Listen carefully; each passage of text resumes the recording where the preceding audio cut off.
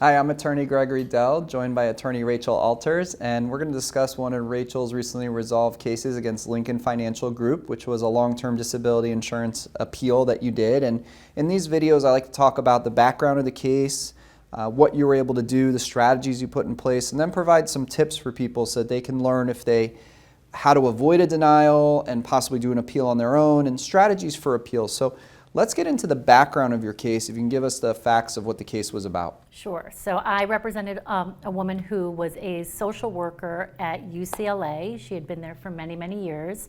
And as a social worker, she deals with the students. She has to talk all day long. She's on the phone a lot. So, she has to be very active and communicate with her patients. So she was diagnosed with something called trigeminal neuralgia, which caused her severe facial pain. This was diagnosed by an EMG study where you have nerve damage or a compressed nerve in your temple area or your facial area. And this causes severe pain, and it could be caused by a lot of different things. A lot of people with MS sometimes get diagnosed with this. So she was having these issues. She couldn't work anymore because she had to sit and talk with her clients and for hours upon hours a day, and she was in such pain. And it sends shocking pain through your face and jaw area. And hers was so severe that she couldn't eat very well. She had a hard time brushing her teeth in the morning. She was in a lot of pain. And Lincoln didn't feel like her condition was severe enough to prevent her from being able to do her job, so they denied her claim. Did they ever pay her any benefits? No, they had not paid her. They denied her outright. And what did they rely upon to determine that she was not disabled and disagreed with her doctors? All they did was they hired their peer review physicians to review her medical records and review her doctor's attending physician statements, and they said, we don't agree with the restrictions and limitations that your neurologist placed on you. Our hired neurologists believe that we don't see evidence that you have a hard time brushing your teeth. We don't see evidence in the records that say that you have difficulty or you're not able to eat at all. So it's our opinion that you do have trigeminal neuralgia, that the diagnosis is there, but we don't believe it's severe enough, and our doctors think you can work full time, and they just denied her outright. How can Lincoln reasonably look at medical records and determine the severity of someone's pain? Well, it's our opinion that they can't. Right. In our opinion, we say, without looking at the claimant in person and having them examined, it's very difficult to determine whether or not somebody is actually sick or has these issues. And just reviewing somebody's medical records, because a lot of times, doctors aren't in the business of getting people approved for disability claims, and they don't always document what they need to document. They're documenting in order to treat. So a lot of times, I think it's very difficult to diagnose somebody or to disagree with somebody's condition based just on a paper review. But unfortunately, this is what these insurance companies do, and the courts allow it. So the claimant hired you after getting denied. Right. You went ahead and got a copy of the denial letter and the complete file. And what was your strategy moving forward in order to be able to win this case? We worked very closely with her neurologist. The neurologist was very adamant that this condition, the trigeminal neuralgia that she had, was so severe that it prevented her from being able to work. And she was willing to do pretty much anything. As far as testing goes, there wasn't so much more testing, but she did document in her records much better. So we worked with her for a couple months, 2, 3, 4 months, in order to get the medical records to a place where we believe that the restrictions and limitations were more clear. And then we prepared an attending physician statement that was very specific to her condition, and the doctor filled that out and was very adamant about her inability to do her job because of her, the difficulty she has with talking on the phone, talking in person, the pain that distracts her on a daily basis, and plus she was taking pain medications to ease the pain, which were also causing her, fatigue and sleepiness. So it was interesting that you said, you worked with her and her doctor for a couple months. So it wasn't just as simple as just saying, let me get a letter from your doctor and then we'll go ahead and do an appeal. No, because one of the main issues was, they were focusing on the medical records themselves and saying that there wasn't enough information, there wasn't enough documentation. So we did work with the doctor and with the claimant saying, you need to go see the doctor more often. The more records you have, the better off you are in order to win a claim.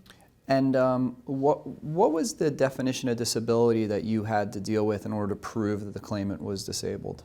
We had to prove that due to her condition, that she was unable to perform the material substantial duties of her own occupation, and that's how it's defined in the national economy according to her policy, not specifically what her actual duties were.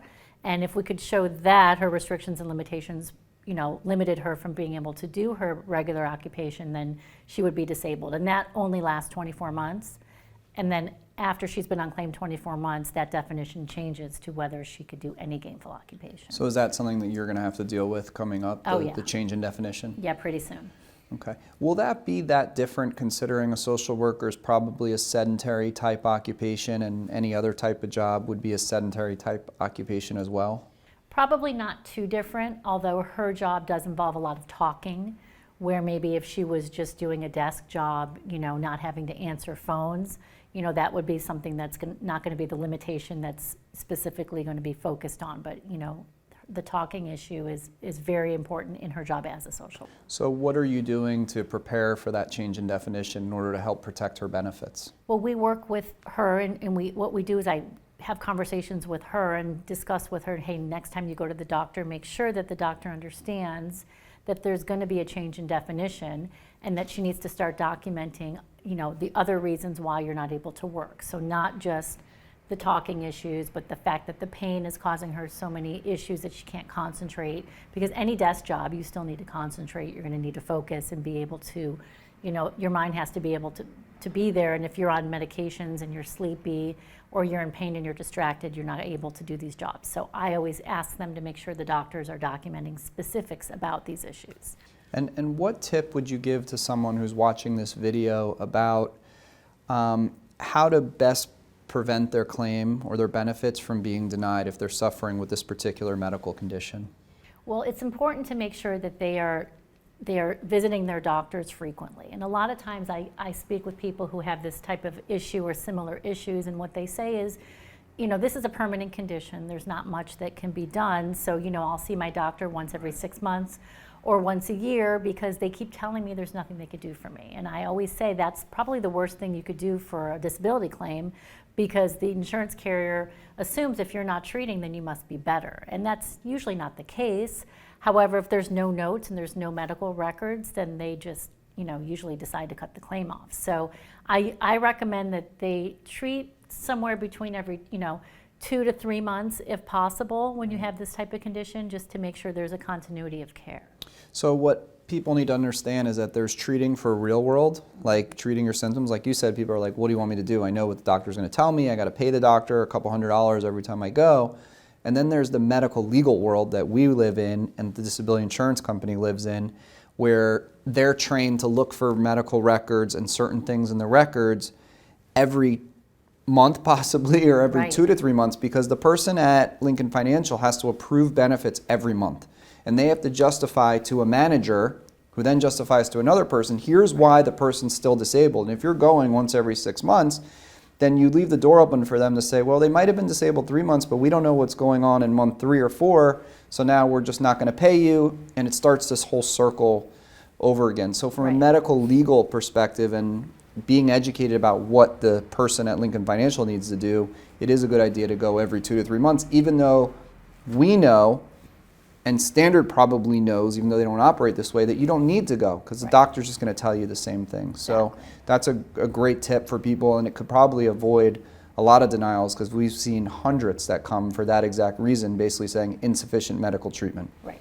So if you have a Lincoln Financial disability claim and you're having any issues whatsoever, we always offer a free initial consultation to review your claim. So feel free to reach out to myself or Rachel. We'll immediately get on the phone with you, let you know right away how we can help you. And no matter where you live in the country, we're available to assist you. So should you need us for any reason, we look forward to speaking with you.